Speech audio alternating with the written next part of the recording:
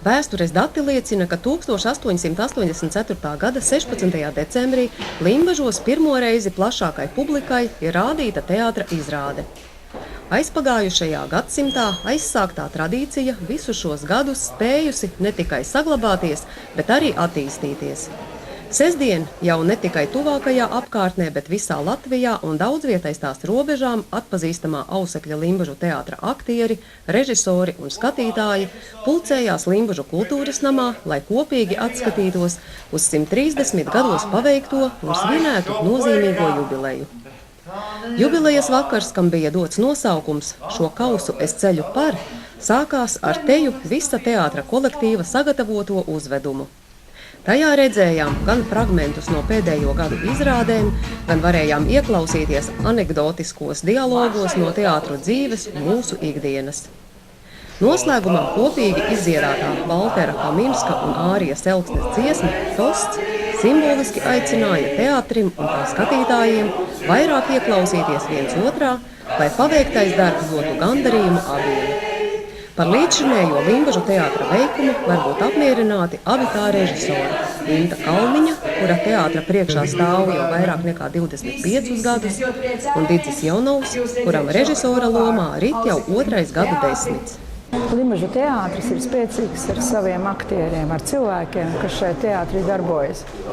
Tā pašadeve, tas prieks un tas talants, ko katrs aktieris spēj dot izrādē, spēj dot ikdienā, arī šādā ballē, man liekas, ka tas ir neatsverams un tas ir ļoti svarīgs un nozīmīgs. Un tāpēc es esmu ļoti priecīga, ka es esmu kopā ar teātri jau tik daudzus gadus un priecāšos, ja vēl kādus gadus varēšu strādāt. Ir svarīgi, lai teātris sarunātos ar cilvēkiem, un es kā teātra dalībnieks, lai sarunātos ar skatītājiem. Un, manuprāt, Limbažu teātris to dara ļoti veiksmīgi un ļoti dažādos veidos. Paskatieties, kādas žanra izrādes. Viss iespējamās, sākot no komēdijas, beidzot līdz absurdam, un tas ir teātrim par spēkam. Un, ja reiz teātris to spēja izdarīt, tas liecina par spēku, par gudrību un par dzīvot prieku.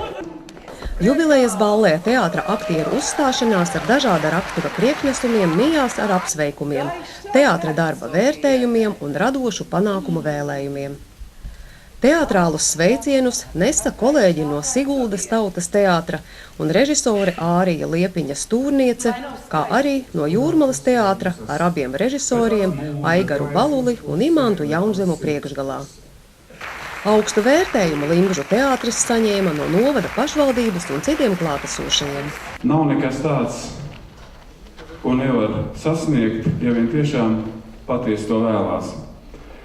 Es domāju, ka visiem limbažniekiem, visam novadam ir paveicies ar to, ka mums tāds kolektīvs ir un ka mums ir tādi režisori, kuri nebaidās izvirzīt visaugstākos mērķus.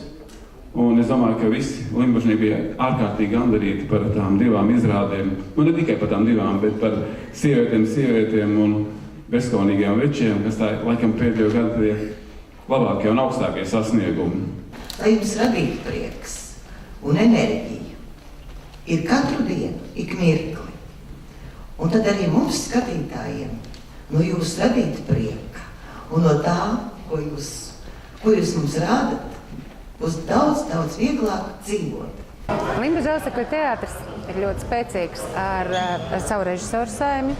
Un sākot no pirmās dienas Limbažu Ausekļa teātrī ir bijuši ļoti spēcīgi režisori kā Dēlonis Vanags, kā Inta Kalniņa. Vēl vairāk Ausekļa teātris ir bagāts un spēcīgs ar saviem talantīgajiem aktieriem, kas ir izauguši Limbažos daudzu gadu garumā. Un tas ir devis iespēju teātrim ne tikai patikt Limbažu skatītājiem, bet patikt arī skatītājiem Latvijā un arī ārpus Latvijas robežām. Limbažu teātrī man patīk, ka cilvēki ir tādi atvērti, interesanti, viņi ir draudzīgi, viņi ir, piepildīti, viņi rada prieku. Un man arī prieks darboties, jo darbības ir tik ļoti dažādas un nekad nav garlaicīgi īstenībā.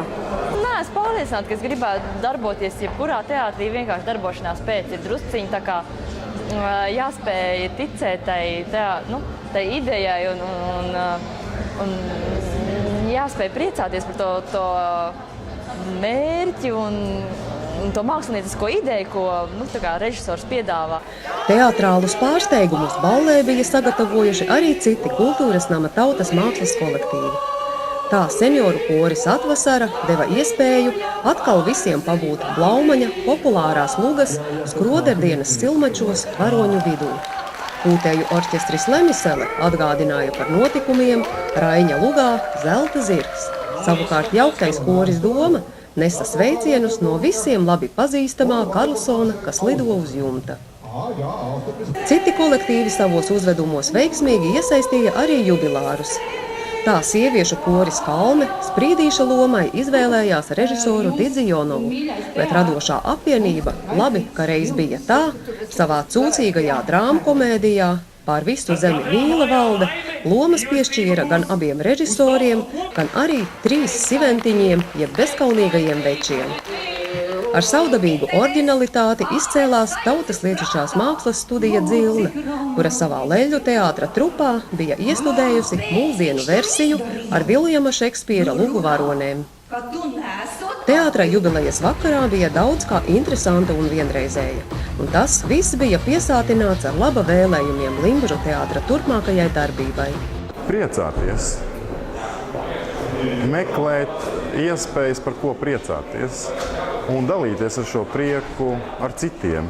Izturību, pacietību, uzņēmību, nebaidīties no pārgalvībām lielām un nebaidīties no jaunām idejām. Allaž sajusties kā savējiem, šo plecu sajūtu.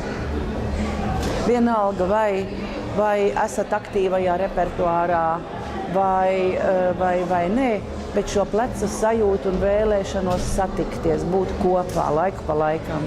Daudz jaunu skaists izrādes, visiem prieku darboties. Lugu pirmizrādes šajā kultūras namā, kur mēs svinam balli. Lai būtu vairāk mums tās naudiņas un tie līdzekļi, lai mēs varētu taisīt vairāk brīvdabas izrādes. Šobrīd, man liekas, teātris ir tādā ļoti labā kvalitātē, labā vietā. Taču, kā mēs zinām, protams, ka nevar mūžīgi palikt vienā vietā un tad noteikti augt un attīstīties. Lai šis 130 gadu garais maratons turpinātos vēl vismaz 100 gadus un lai vienmēr priekšā būtu tik spēcīgs lāpas nesējs, kā šobrīd ir Inta Kalniņa. Atbildot visiem teātra draugiem par pozitīvo attieksmi un skaisto kopīgi pavadīto vakaru, Limbažu teātris pusnaktī uzsauca klātesošajiem šampanieti un pašu cepto jubilejas pulku. Lai radošām veiksmēm bagāti turpmākie teātra gadi, lai ik viens aktieris, režisors un skatītājs ir gandarīts par katru jaunu mūsu teātra veikumu.